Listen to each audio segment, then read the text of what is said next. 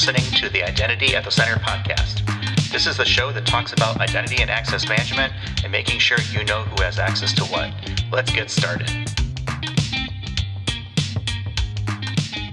Welcome to the Identity at the Center podcast. I'm Jeff, and that's Jim. Hey, Jim.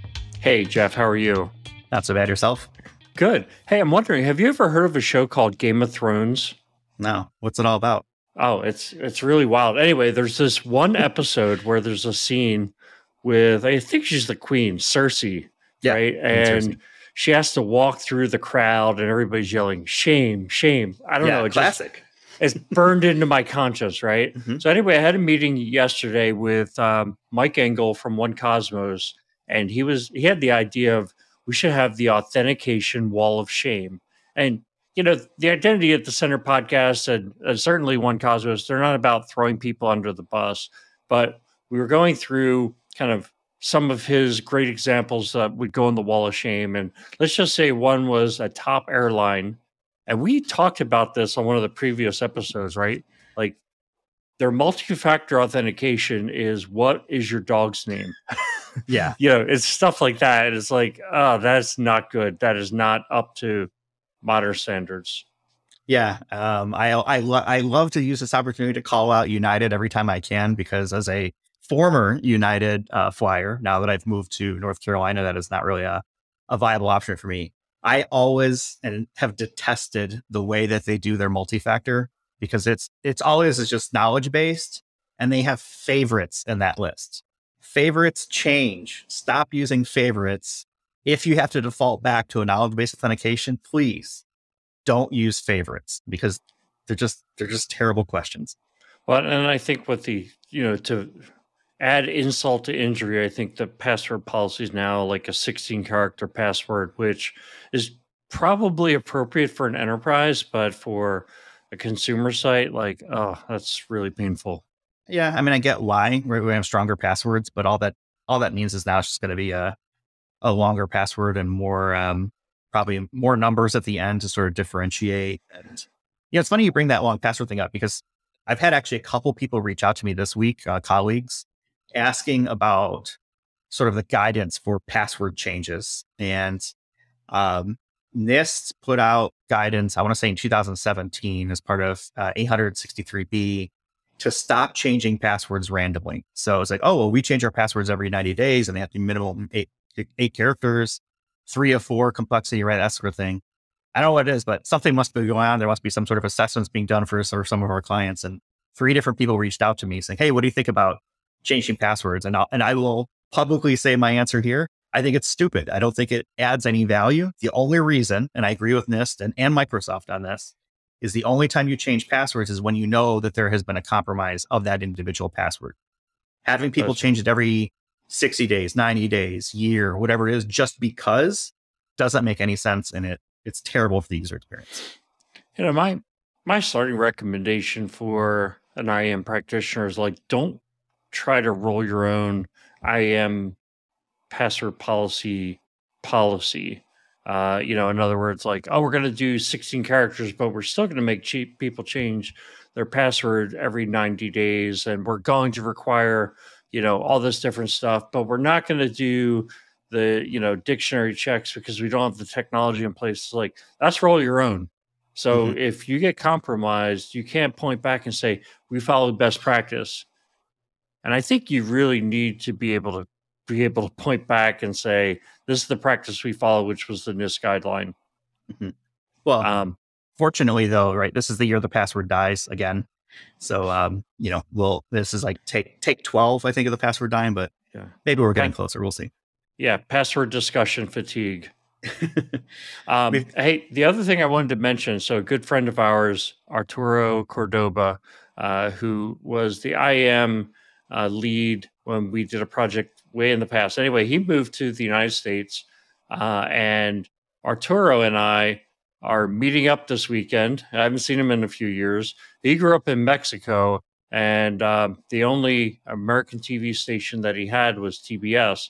So he became a huge Atlanta Braves fan back when they stunk really bad. Well, they're really good now, and he lives in North Carolina, and he's coming to visit me, and then we're going to go to a Atlanta Braves game tomorrow. So shout out to Arturo. I know he still listens to the show, and looking forward to this weekend. Yeah, Arturo is good people, really smart. Yes, that'll be a lot of fun. It's always cool, like, it's kind of peel back the curtain, right? We do identity consulting during the day, but every once in a while, right, you'll just hit it off with a client, and you become friends rather than just a client relationship, in that terms. And Arturo definitely fits into that category. So very Absolutely. happy for him, even if you are going to go see a baseball game. Well, hey, that's what Arturo and I like to do. Yeah, that's totally cool. We got some other things that are going on. We've got the Authenticate conference is coming up in October. You and I will be there, maybe doing some podcasting. We're hoping. We're working with our friends over at Fido to help us get that set up. We've also got Octane in November. So we'll be in San Francisco for that. Still figuring out how that might potentially work, but the idea is to maybe record some episodes. So if you're listening and you'll be at either of those events, definitely hit us up on LinkedIn. We'd love to fist bump or say hello, or even maybe sit down and have an identity conversation of some sort. Put it in the books, so to speak. Yeah, absolutely. I mean, it's always great to, especially if people listen to the podcast and kind of have some thoughts or some recommendations, we'd love to hear them, or, like you said, just meet in person. Yeah. I can't say that we will act on the recommendation, or maybe we may disagree, but we're happy to take it under advisement and make adjustments as needed. Should we get to our main topic today? Because I think we wanted to talk through identity and access management for the cloud. And why don't we go ahead and introduce our guest? His name is Jay Klauser. He's the head of global sales, engineering, and tech alliances with Britive. Welcome to the show, Jay.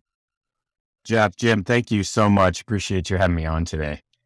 Yeah, thanks so much for joining us. And this topic that we're going to get into, identity for the cloud, is something that we've hit on a few times in the past. So I'm excited to go through sort of this conversation with you as one of the experts in this area. But before we get to that, we always like to find out the origin story for the IAM heroes of the world that are out there doing the work day in, day out.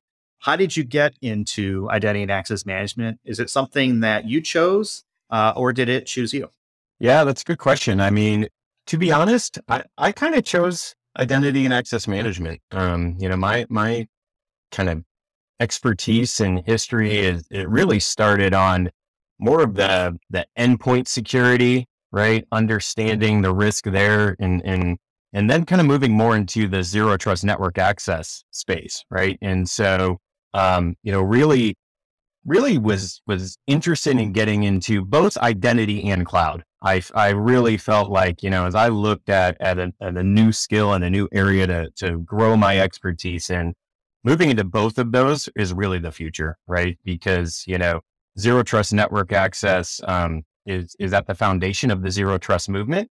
But I feel like the goal line's moving a little bit, and the managed network is becoming less and less prevalent, and really cloud and identity is where zero trust is going to be the future of being implemented. And so I found Britive because it kind of met both of those needs, right? It was really looking at cloud native, cloud forward technologies, as well as, providing a new way of managing identity in the cloud, right? And really looking at separating out that authentication and authorization, which I kind of find it akin to a zero trust, framework, right? You kind of think of the data plane and the control plane. I think of authentication as the data plane, and kind of Britive or authorization as the control plane. So yeah, I chose it actually, and I'm excited to be in the space now. So you mentioned Britive. We had John Morton on, about a year ago or so. It would have been episode 115, October 2021, when we had that conversation. But for those who aren't familiar with Britive, what does Britive do? Yeah, thanks. So yep, John's a great colleague of mine. I love working with him. He's now our field CTO. So we're continuing to grow, and really what Britive does is we provide a unified privileged access management, or really just access management, platform for the broader cloud. So that is, the ability to both, through visibility, understand the identity landscape across cloud solutions, who has access to what are the identities and the entitlements out there, and more importantly, what of those, which of those identities have standing privileges or standing access? Because that's really the risk, where the risk lies. And so in the end, what we really enable our customers to do is implement a just-in-time ephemeral access model across a broad set of cloud services, right? Reducing that standing access and really with a goal of getting to zero standing access where possible. And then also, obviously, I think we'll touch on some of the things today, just, really embracing and adapting to fitting in with the way the cloud works from an automation standpoint has really been key to that. But in the end, it's really about, meeting business needs while also improving security through just-in-time ephemeral access across those cloud services. So we have this concept of IAM in the cloud that we're going to get through, and we've touched on topics like CIEM, Cloud Infrastructure Entitlement Management, and DREAM, which is Dynamic Resource Entitlement and Access Management. We talked with Gal Diskin from Authamize back on episode number 98 about the CIEM topic.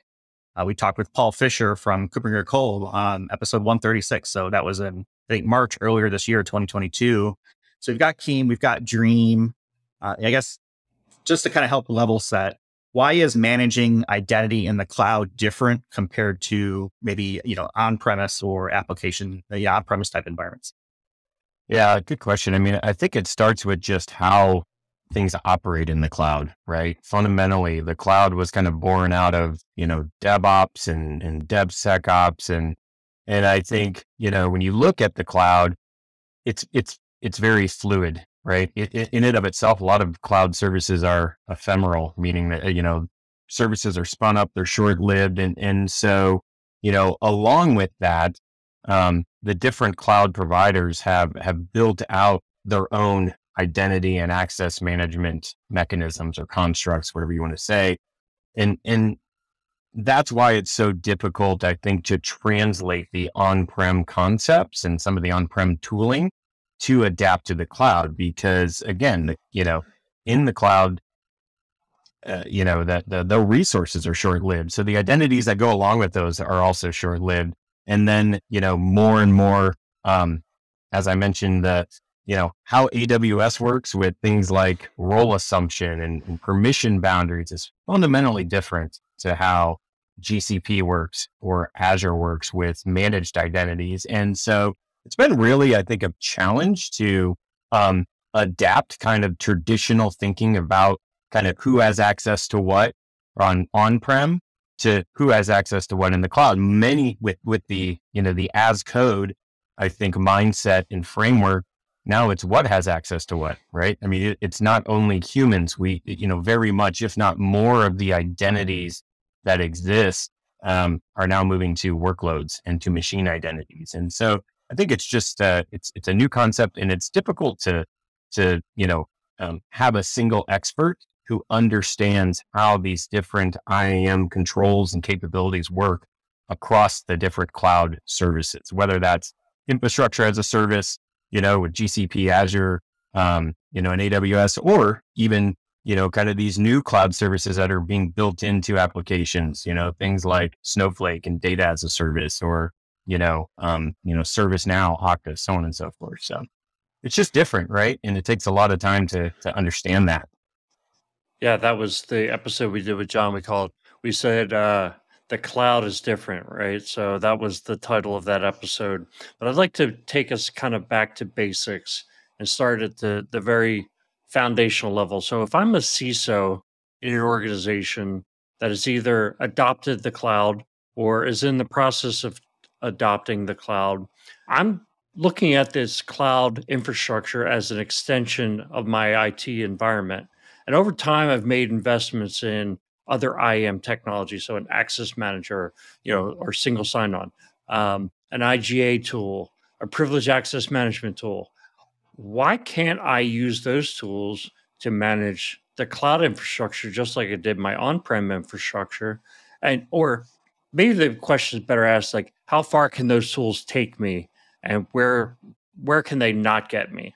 Yeah, really good question, Jim. I mean, I think it starts with what just touched on. It's fundamentally different. And so, understanding and having tooling that fits in with the way that the cloud works, I think is important to that, right? So it doesn't mean that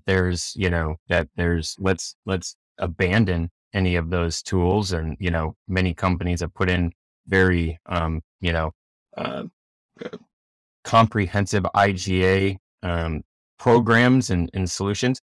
It's really about making sure whatever you choose integrates with those solutions, right? And extends those solutions. And I think that's a big piece. If you kind of look at cloud and why it's different, you talk about, that integration network. Everything kind of is very much API native. It's very extensible. It's very easy. So I don't think that as an IAM team looks at getting their hands around the cloud, it's not let's abandon what we've done.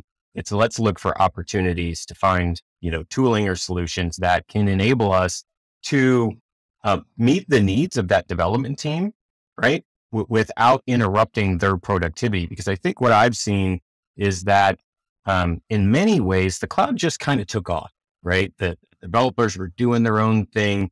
And the unfortunate reality is sometimes the identity and access management team wasn't really plugged into what was happening there, right? And so they built out this very, comprehensive and very automated workflow and pipeline.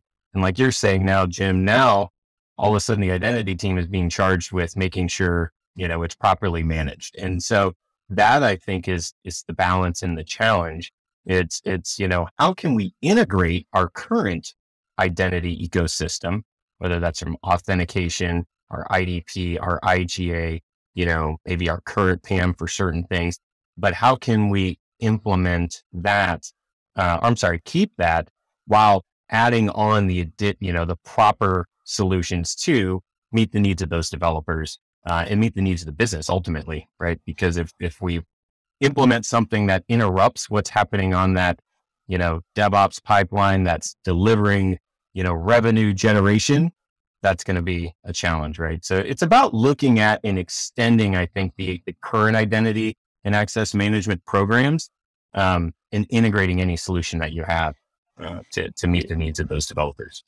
Yeah, that makes a lot of sense to me. I mean, when I think about the cloud infrastructure, I think, okay, the scope is also different, especially, I mean, if you kind of look at the cloud and say, we're going to lift and shift what we have, we're not going to step into the future. We're just going to host it in AWS or in Azure and Google Cloud.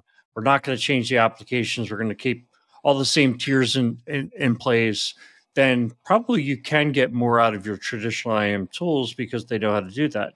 However, if you're moving to a more modern architecture using containers, if you're using that pipeline you talked about or infrastructure as code, you start introducing a much greater need for what you talked about earlier, which is the machine identities. I think that the IAM tools that we have today do a really good job at managing the human identities. It's these machine identities and platforms that, with the human identity, we're looking at an authoritative source, like who is the human being, the carbon-based life form, as some people like to say, that we're trying to manage their access. Whereas these machine accounts are being spun up by application platforms, like a Terraform or something. It's just creating the account that it needs while it spins up the infrastructure. When it destroys the infrastructure, the idea is it would destroy the account. That's completely foreign to what we've had, 10 years ago, or how we managed IT in the past, traditionally speaking. So let me turn this into a question, because I think this human versus machine identity is really the biggest crux of the issue. Maybe we even just start with, what is a machine identity? How do you define a machine identity? And then add any flavor to anything I just said. Yeah, no, it's a good question. I don't know that anybody has the uber, right, definition of a machine identity. I do think it's a little bit, different terms are used, right? You have the RPAs for robotic processes. You have, workloads. You have containers. You have scripts, right? And so you have all these different names. I mean, I look at a machine identity as, I think any one of those, and actually we were all at Gartner IAM, and I think I'm going to do a shout out back to that is, I was in one of the sessions about machine identities, and it was kind of like anything that, is basically a workload, is code, is really, non-human and not a device. So it's kind of like they bucketed machine identities into, there's two kinds of machine identities devices, right? That's like, my phone, my VM, those are pretty well defined. But then I think the flip side of that are all of the programmatic processes, right? The workloads, the pipelines, the robotic processes, all of that. And it's really, like you said, it's a process that gets run programmatically, and it doesn't have necessarily a human on the other side executing it, right? And I think there's fundamentally different challenges from the identity side around that, right? Like with humans, the pattern of usage is much less predictable because we're humans, we're doing different things, right? The important thing when you talk about identity and managing these machine identities is much more around the observability, right? What is it doing? Is it doing something different? Because it's a machine. It should be doing the same thing for the most part. It's understanding that as an important factor in securing that identity much more than, looking at, having the extra MFA or whatever, right? It's an interesting space. And then, kind of as we talked about, I think the ultimate goal is really to get machine identities to start using, ephemeral credentials, things like, OIDC instead of a token, right? Or generation of a session token, an STS token when they need to connect, because, ultimately, anytime you have standing access keys on these machine identities, it's a massive risk because, again, it's not associated with human. It's hard to find the owner of that machine identity sometimes. So, I think those are some of there's probably much more, Jim, than what you asked about how do I define it, but I think that's kind of how do I define it, and also why is it fundamentally different way of thinking about them, and why is it posing a challenge for, I think, the traditional IAM teams who are now being charged with, managing and controlling these identities.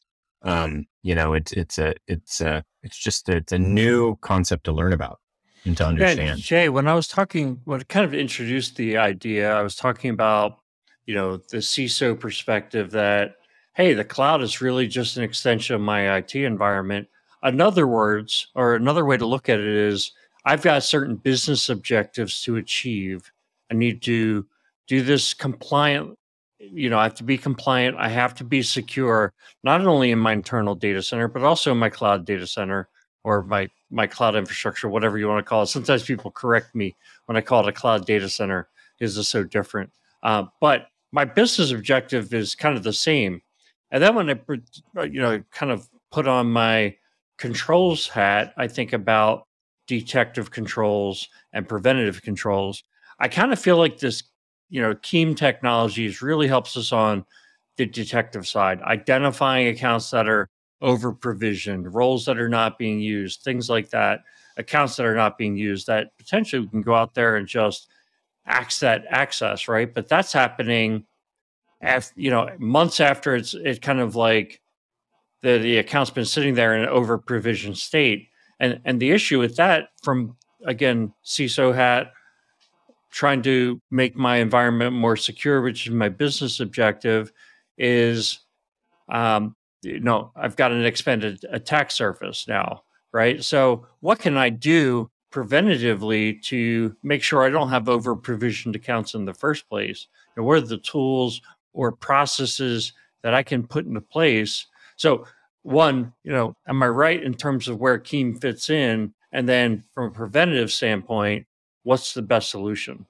Yeah, no, I think you're absolutely right on CIEM, right? That's really where CIEM was born. It was about understanding, right, the entitlements and the accounts and really being able to not only visualize, but better understand and have some recommendations about how to reduce that overprivilege and that risk.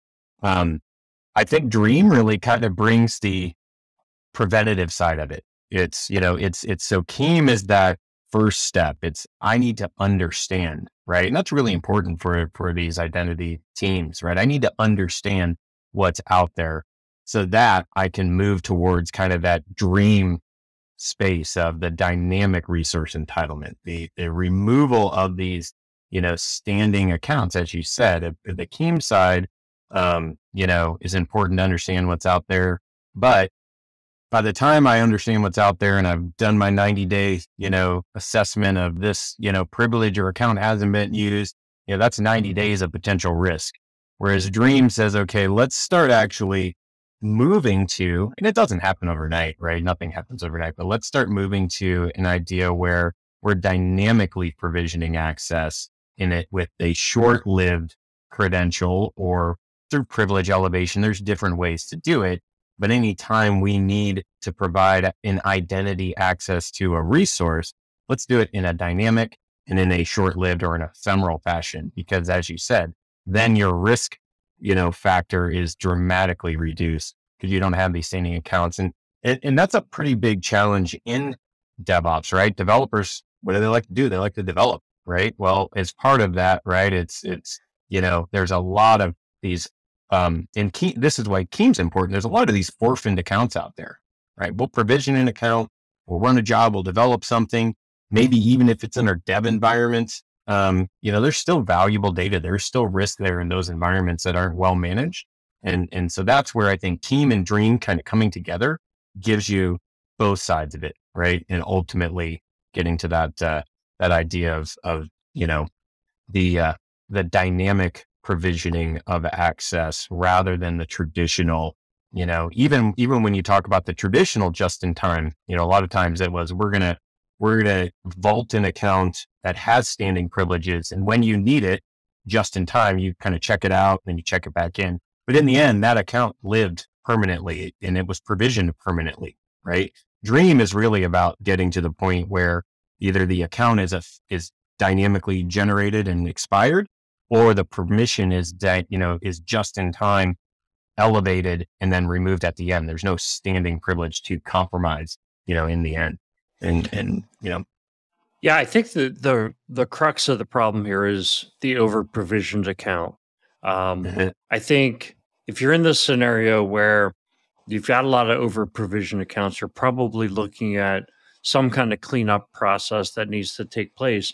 But if you don't have the evergreen processes in place to prevent it from happening again, you're going to be in a lifetime of cleanup mode. I think, again, kind of when you think about over provisioning, the existing IAM tools should be able to do a large part of, for human beings, preventing over provisioning, right? To do the things necessary to stop rubber stamping of access, to enable managers to understand and remove access that users no longer need. But it's these machine identities that when they get over provisioned, it's a new ball game. And I think, I think the scenario where you're just going out to the cloud now, you're lucky you can get in front of this and you can start to say to your developers, hey, let's set up a partnership to make sure that we don't end up in this state where we have over provisioned accounts all over the place. Unfortunately, a lot of times projects spin up like, hey, we have to move our entire data center to the cloud by the end of the year. So it's lift and shift city and GSD, just get the stuff done and we'll clean it up later. And that's where you end up with so much over provisioning problems. But I want to get to this question around, it's really the developers that, in my view, or in my experience of working with my clients who, have gotten to the cloud and now have all these over provisioned accounts, it's primarily, developers have driven the drive to the cloud and kind of left IAM behind a little bit. So the IAM practitioner is now saying, where do we fit in? And so I'm almost wondering, like, one is, do you see the same phenomenon happening? And two, like, how does the CISO now get his or her arms around this issue and move to that partnership and not slow down development but get a more secure and compliant environment? Yeah, it's a really good question. And I think you're spot on, right? I mean, the cloud just kind of took off and, as we mentioned, the identity team, and it's not that the developers don't have an eye on security. It was just, I think that, that the way the identity team was engaged was, not until after the cloud had already been well matured in most of these organizations. And so I'm definitely seeing today that, the CISO's role is it's more of a partnership, at least where I'm seeing successful implementations of security and identity and in cloud. It's approached much more from a partnership with security and the DevOps team. I do feel like, I've been in several situations where, the security team really loves, right, what, the idea of going to dynamic resource entitlements and just-in-time ephemeral credentials.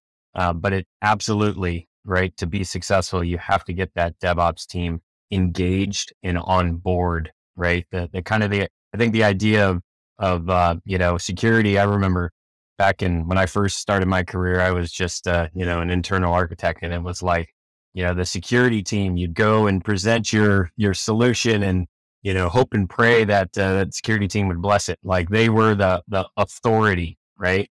I think security, in my opinion, has changed, whereas, security is first and foremost, but it can't be at the expense of productivity of those developers. And so, I do think that being able to, partner with the DevOps team, right? I've even seen situations where the large organizations have actually started to merge somebody from the DevOps team into the identity team, right? Because it is a leap. It's a new concept, and into kind of, accelerate the learning and the adoption of identity practices in the cloud. They've taken actually a cloud, SRE who knows how the cloud works, and actually brought them over to the identity team. So I'm starting to see this kind of, definitely collaboration and partnership from security and identity with the DevOps team. Because if an identity or security team tries to go in and I think impose their will on the DevOps teams these days, I've seen it fail several times, right? So I do think it's important to understand, as you said, the business objectives, understand how those DevOps teams are working, and ensure that what you put in place either makes their life easier, right? That's the best case, or at a minimum, doesn't complicate what they're doing while improving security. Yeah, I think it's a delicate balance. If you are now trying to, if you're the IAM practitioner, you haven't been fully involved, or you're the CISO, really, this cloud infrastructure is kind of like taken off without your oversight. What you don't want to do is just try to go in heavy-handed and like say stop, right? I think the other thing is like what works in the enterprise for human identities might not be the right solution in the cloud, especially for machine identities, right? Just so I think you have to take a cautioned approach. Now, I don't think the only answer is that you just have policy and you just make sure that the policy is being followed. Even though I think that's the root of what you're trying to accomplish, I think you can do more. But I think you have to proceed with caution, that you don't take processes that work well for human provisioning for enterprise services that you have control over in your traditional IT infrastructure, and then heavy-handedly say, hey, if you want a machine identity or you want to create a role, open up a ServiceNow ticket. And then 5 days later, maybe you'll have it, or maybe somebody will poo-poo it. Like that is just going to the extreme other end, and it's going to, kill productivity. So that's my feeling on it, is that you've got to try to find that right balance and wade into the pool, especially if your organization is a lot further along in the cloud journey. Yeah, that's right on. And you I think you touched on like earlier Terraform, right? Like I think it's as important as you're looking at solutions for kind of managing and provisioning identity and access in the cloud, it's as important to ensure that the solutions you're going to propose or bring to the table really fit well with the kind of infrastructure as code, right? Automation, you will find, when you talk to DevOps engineers and you talk to, SREs, those guys don't even want to touch a console. Like if you tell them they have to go somewhere and log into, through a web browser somewhere and click a mouse, it's like kryptonite, right? They love to automate. They love to script. So I think as you look at these tools, it's making sure, even if, honestly, Jim, even if it is a human user who wants to get access to a resource in the cloud, right? Making sure that even provisioning that access in an ephemeral sense, making sure it integrates well with the tools they're using, whether that's Python or Terraform or, a CLI, AWS CLI, G Shell, like making sure that the way that they access those resources and utilize the identity that you're providing has to be very much, integrated with the tools they're using today from an automation standpoint. This concept of this ephemeral identity, or at least permissioning, it sounds an awful lot like zero standing privileges, which is what John Morton, last time he was on the show, kind of talked through. Is it the same thing, or is it an evolution? I guess, what I'm looking for, I guess part of my question is, what are the solutions? Because we've talked an awful lot about, here's all the problems, right? So how do we fix it? I think the idea of having zero standing privileges makes a lot of sense, but I would imagine there needs to be technology backending that to actually make that a reality. Or is it just another script that runs and then takes it away immediately after you end up with a whole bunch of different scripts doing very specific tasks, which could be probably a nightmare to challenge. But I'm wondering if that ephemeral linkage to zero standing privileges holds up, or if there's something else to it. Yeah, I think that's a good question. I think it's fundamental. I mean, honestly, I think zero standing privilege is the goal and ephemeral credentials is the mechanism to get you there, right? The ability to generate an ephemeral credential. What does that mean, right? It's, a developer, needs access, whether it's human or non-human, a developer or a workload needs access in Amazon, to get to an S3 bucket, let's say, to scrape some data or to post some data, right? Rather than having a credential that has static access, that is long-lived, that can be compromised. It's moving that to zero standing privilege, saying, we'll give you the mechanism via an ephemeral generated credential when needed. But in the end, right, at the end of the time that you're done with that credential, it's expired. So I look at it as they're akin to each other, right? Zero standing privilege is the goal. That is the ultimate state of, not being able to compromise standing privileges by achieving that through the mechanism of a platform that can provide and generate ephemeral credentials. Does that make sense, Jeff? Yeah, I think so. And I think it leads me to the second part of my question, which is, all right, so I'm sold, right? Let's go to zero standing privileges, but I have a very automated or scripted environment. And I'm wondering, what would that look like in real life in that sort of scenario where, containers may rise and fall based on scalable workloads, or whether it's just-in-time provisioning or privileged access management, like those sorts of things. How do you see that sort of zero standing privilege idea come to life?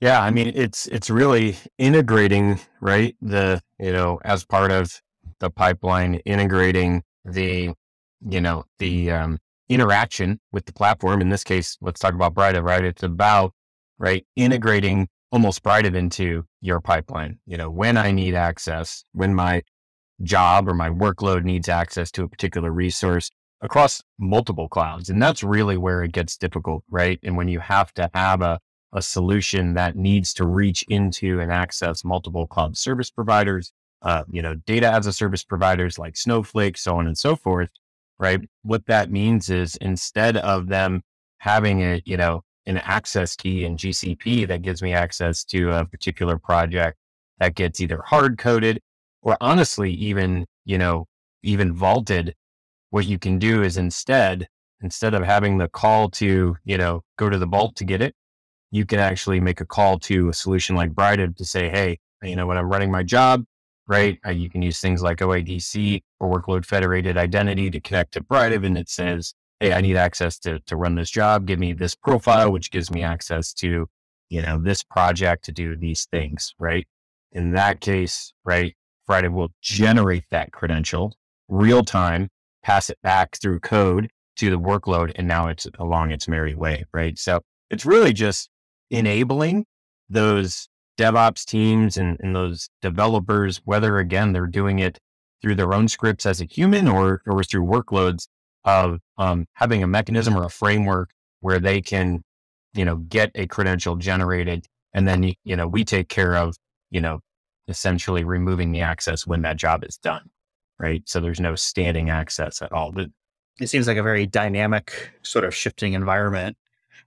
Certainly an interesting approach to kind of put in place for managing that access. I think it's a cool idea. I'd love to see sort of more organizations start to take advantage of that, especially for some of those automation use cases where if you kind of set it and forget it and the security is built in, it makes a lot of sense. So I think it's certainly a good approach to think about, or at least consider if you're out there kind of managing, especially multi-cloud environments where you are having to translate between the way Azure does things, GCP does things, AWS, XYZ, whatever cloud is out there. There's that translation layer. I know that we are running short on time, and I want to make sure I'm respectful of that, but it wouldn't be a show if we didn't get into something silly towards the end. And you and I are Chicagoans, or at least I am former, since I haven't moved there, but we were talking a little bit before we recorded. I noticed that I actually lived in the town next door to you for years. And, what a small world it is. But here's my challenge to you, Jay. So Jim is the odd man out here. He is not familiar with the Chicago area as you and I might be. And what I want you to do is sell Jim and others who are listening, not familiar, with the draw of Portillo's.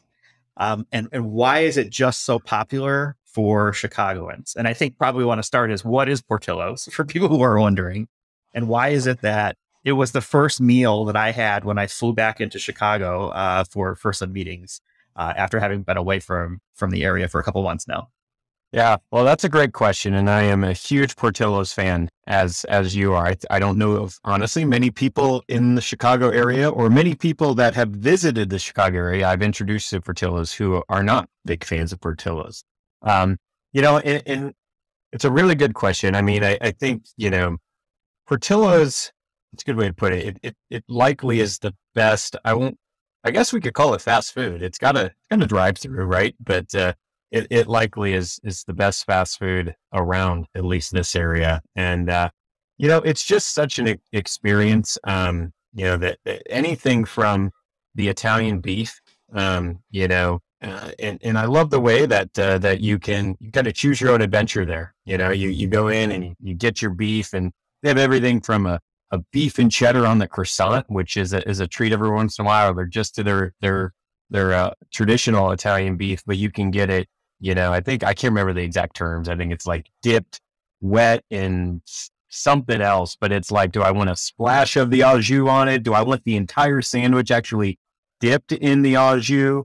And then so it's just an amazing sandwich to begin with. That's what I recommend. If you're going to go there the first time, there's a lot of other good stuff there. The burgers are great as well, by the way. But then I think that the thing that gets everybody is if you're a chocolate cake fan, right? Their chocolate cake is to die for. So I always make sure whenever I bring, my colleagues into town or my family into town, I make sure that they not only try the beef, right? You can, but also the chocolate cake, to the point, Jim, where you can get a chocolate cake shake, right? They'll actually take bits of that chocolate cake and blend it into the shake. So, it's a really great experience. And Jeff, I actually have had people where, colleagues will come in, we'll be doing meetings downtown Chicago. And it's like, you want to go to this nice steakhouse or do you want to go to Portillo's? And it's like, let's go to Portillo's, right? Once they've tried it. So, it's a lot of fun. And the last plug I'll make for Portillo's is, their drive-through efficiency is the most amazing thing I've ever seen. They will probably have 30, 40 cars in the drive-through. And, normally you would be like throwing your hands up and going somewhere else. They've got about 7 or 8 people working that line, and it's the most efficient thing you've ever seen. You will get through that line probably faster than a typical drive-through that has 6 people in it. So it's a really good experience, really great food. I started to see they've moved out of Chicago, so they're going into Arizona and kind of where a lot of the Chicago transplants are going. Exactly. So they are moving on. But if you're here, you got to try it. And you're right, Jeff. When people come back, it's one of the first meals they have. So that chocolate cake is absolutely legendary. Absolutely 100%. I've heard a rumor, and I don't know if it's true or not, that really what makes it so good is they use mayonnaise in it. I've heard that's that how too. They get some of the, because see, this is like the Chicago folklore that you get into, and we start talking about, I guess Portillo's is like, it's like fast casual, I guess, but I guess it's described as like Chicago street food. Italian beef sandwiches, hot dogs, hamburgers, fries, onion rings, cheese dip, all the healthy things that you want in your life. Jim, based on that description, what are you thinking? And do you have something comparable in the Augusta, Georgia area? What I'm thinking is this episode of the Identity at the Center podcast is brought to you by Portillo's. And what came to my mind, first off, audio only podcast, but if you could see the look on Jay's face when he's talking about Portillo's, you'd have to go there. Like you'd be sold. I'm completely sold. I want that chocolate cake. Yeah, I mean, it sounds great. And I don't think we have anything at that level in Augusta, Georgia, but we do have, there's a lot of good food here. I would say the best place I've been for food is Las Vegas, but they have really good food in most cities. You have really good food. But I definitely want, next time I'm in Chicago, I'm gonna try Portillo's. It is. And the other thing that it made me think of was, remember that Saturday Night Live skit where they're like, the Bears, and they would always like, oh, heart attack. Yeah, okay, I'm all better now. That sounds about right for sure. I think having been away now for a few months, Portillo's is so good and so efficient and so consistent. Like you said, this episode not brought to you by Portillo's, but we're definitely fans. At least Jay and I. You can actually get Portillo's shipped to your house. So one of my brothers sent me Italian beef kind of kit that has like the Italian beef, the fresh French rolls to make the sandwiches, the au jus, all that kind of stuff. And you can also get the chocolate cake shipped as well. And I discovered in my investigations of, how can this be, is they actually have a Portillo's 365 subscription, because here we are, 2022. Everything is a subscription. Where basically every month you get something shipped to you from Portillo's. It could be a cake, it could be like a hot dog, hamburger kind of, kit. It could be the Italian beef. I mean, what a time to be alive, right? Yeah, I'm getting subscription to death, though. I mean, I just bought a truck, and it's like they want $25 a month for their app. I'm like, you got to be kidding me. Software is eating the world, and $25 sounds like a pretty good deal for some of the stuff that I use. All right, let's go ahead and start to wrap things up. Jay, you've been really great with your time, but want to give you kind of a final. Let's just pass around the room real quick here. What are some final thoughts that people should take away from our conversation about identity and managing those in the cloud, and anything else that we want to pull away? Or should we just keep talking Portillo's? That's fine too. Either way is good for me. But no, well, I think it's, first off, and you've had a whole episode on this with my colleague John, but it's okay to accept identity in the cloud is different, right? And that's good to recognize up front. I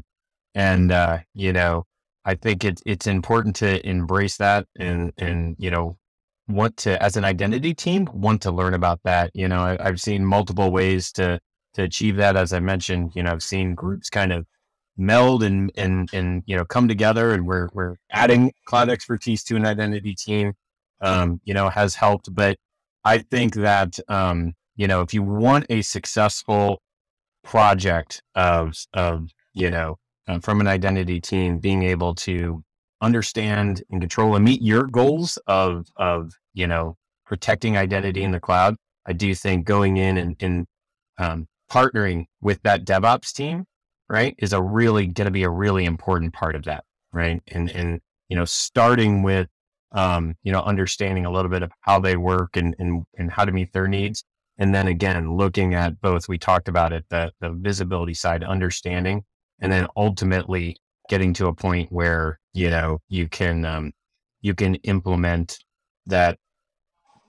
those ephemeral credentials, only because that's the way the cloud works in general, right? The cloud in of itself is ephemeral. So the kind of understanding those concepts and really going in with a goal of learning and understanding first, I think is going to get you to the end, and get your program implemented much more successfully.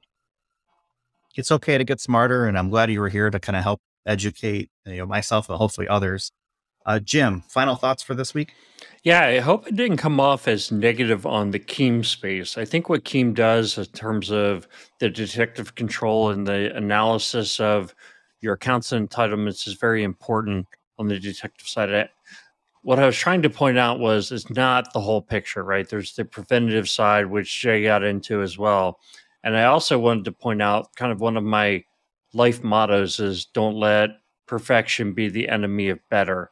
So, I work with a lot of clients where they have a lot of over-provisioned accounts already. If you can start to eliminate a couple hundred over-provisioned accounts or get them right-sized, you reduce your attack surface. And that's important. And it only takes the one account that's over-provisioned to cause the problem. So if you can eliminate a bunch of them by doing a cleanup project assisted by a CIEM platform, then you're better. And I think that's the game in cybersecurity, right? Is there is no perfect. You're never going to be bulletproof.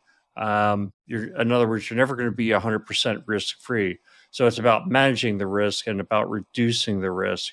So if you can go and do a cleanup of over provisioned accounts, I highly recommend doing that.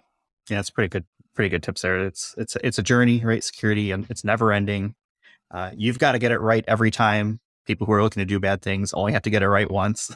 So trying to put as many layers of, thoughtful risk mitigation is probably the way to approach it. But all right, let's go ahead and leave it there for this week. I'll have links in our show notes where you can connect with Jay, Jim, myself, if you've got follow-up questions, concerns, looking to get more information on Portillo's, whatever it might be, right? I'm sure the three of us will be happy to talk. Well, maybe not Jim so much. He'll probably just point you towards me, but we'll have links to that. We'll also have a link to Britive, Britive.com, so people can check out what those guys are doing. And thanks, Jay, for being part of the show. We're on the website. Our website is identityatthecenter.com, so you can find out more information about us, including our snazzy new listen page that has joined the year 2000 and now has all of our episodes and show notes and links and stuff like that. And then we're on Twitter at IDAC Podcast. So with that, we'll go ahead and leave it for this week. Thanks everyone for listening, and we'll talk with everyone in the next one. Thanks for listening to the Identity at the Center podcast. If you like what you heard, don't forget to subscribe and visit us on the web at identityatthecenter.com.